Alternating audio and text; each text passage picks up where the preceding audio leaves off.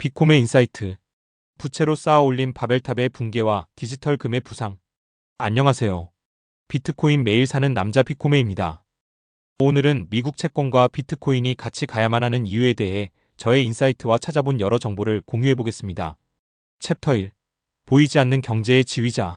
현재 경제 뉴스의 이면에 숨겨진 가장 거대한 퍼즐 조각은 바로 채권, 그 중에서도 미국 국채에 대한 이야기입니다. 많은 분들이 주식이나 비트코인 가격에는 민감하지만 채권 시장은 다소 어렵고 지루하게 느끼십니다.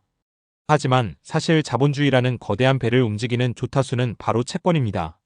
지금 시중의 금리가 몇 퍼센트가 될지, 은행이 돈을 풀지 아니면 조일지, 그리고 달러의 가치가 오를지 내릴지 결정하는 절대 기준이 바로 미국 국채 금리이기 때문입니다.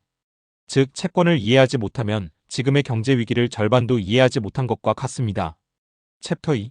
달러 패권의 비밀, 무위험 자산의 신화. 우리는 흔히 달러는 안전하다라고 말합니다. 그런데 곰곰이 생각해보면 이상합니다. 미국은 무역 적자가 심하고 빚도 세계에서 제일 많은데 왜 달러가 안전할까요? 그 이유는 바로 미국 채권에 대한 무한한 신뢰 때문이었습니다. 지난 70년 동안 전 세계는 미국 정부가 발행한 채권을 무위험 자산이라고 불렀습니다. 미국이 망하지 않는 한 이 채권은 반드시 원금과 이자를 돌려준다는 믿음이 있었기 때문입니다. 이 믿음 덕분에 미국은 엄청난 특권을 누렸습니다. 미국이 빚을 내서 채권을 찍어내면 전 세계가 앞다퉈 그 채권을 사주었습니다. 미국은 그 돈으로 국방비를 쓰고 복지 정책을 펴고 소비를 했습니다. 달러를 무제한으로 찍어내도 가치가 폭락하지 않았던 건 전 세계가 미국 채권은 안전하니까 이걸 사려면 달러가 필요해라며 달러를 계속 원했기 때문입니다. 이것이 지난 반세기 동안 이어진 달러 패권의 핵심 메커니즘이었습니다. 챕터 3. 금이 간 신뢰 그리고 부채의 역습. 최근 몇 년 사이 이 경고했던 공식이 깨지고 있습니다. 미국 채권을 근거로 달러를 너무 많이 찍어낸 것이 화근이 된 것이지요.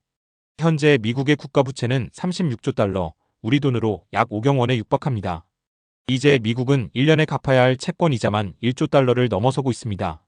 이는 미국의 한 해 국방비보다 많은 액수입니다. 여기서 딜레마가 발생합니다.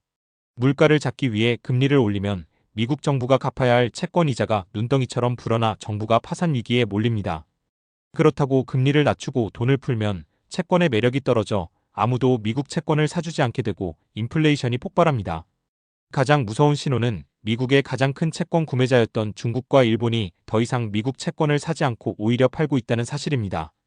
무위험 자산이라던 미국 채권이 이제는 가장 위험한 폭탄이 될 수도 있다는 의심이 싹트기 시작한 것입니다. 챕터 4. 채권의 시대에서 하드머니의 시대로. 그렇다면 앞으로 채권의 흐름은 어떻게 될까요? 전문가들은 미국이 결국 금융 억압을 선택할 것이라고 봅니다.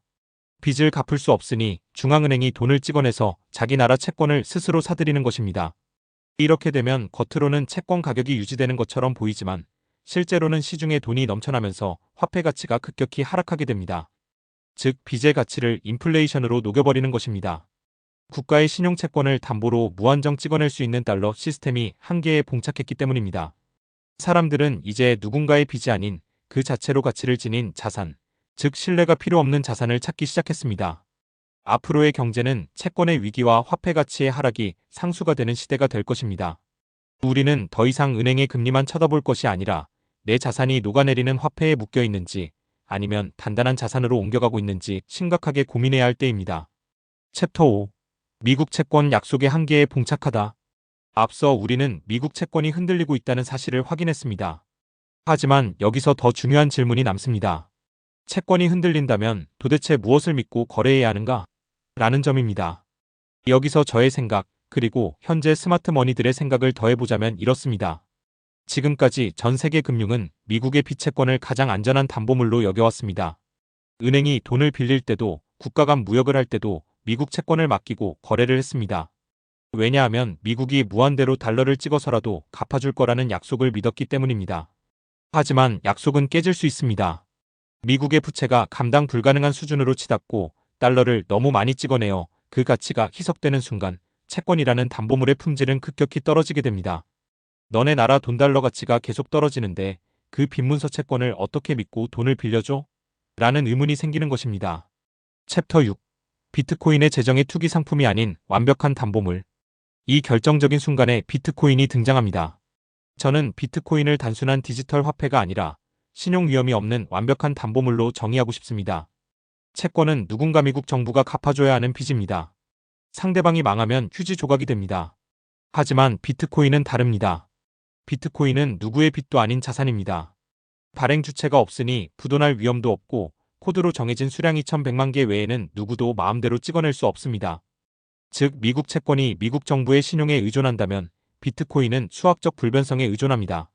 미국 채권의 힘이 약해질수록 시장 참여자들은 본능적으로 신용이 필요 없는 자산인 비트코인을 담보로 선호하게 될 것입니다. 이것이 제가 비트코인에 투자하는 가장 근본적인 이유입니다. 챕터 7. 채권의 유동성을 흡수하는 거대한 스펀지. 그렇다면 앞으로의 미래는 어떻게 될까요? 저는 비트코인이 미국 채권 시장의 거대한 파이를 조금씩 하지만 확실하게 가져올 것이라고 봅니다. 현재 전 세계 채권 시장 규모는 약 130조 달러가 넘습니다. 반면 비트코인의 시가총액은 이제 막 2조에서 3조 달러 수준입니다.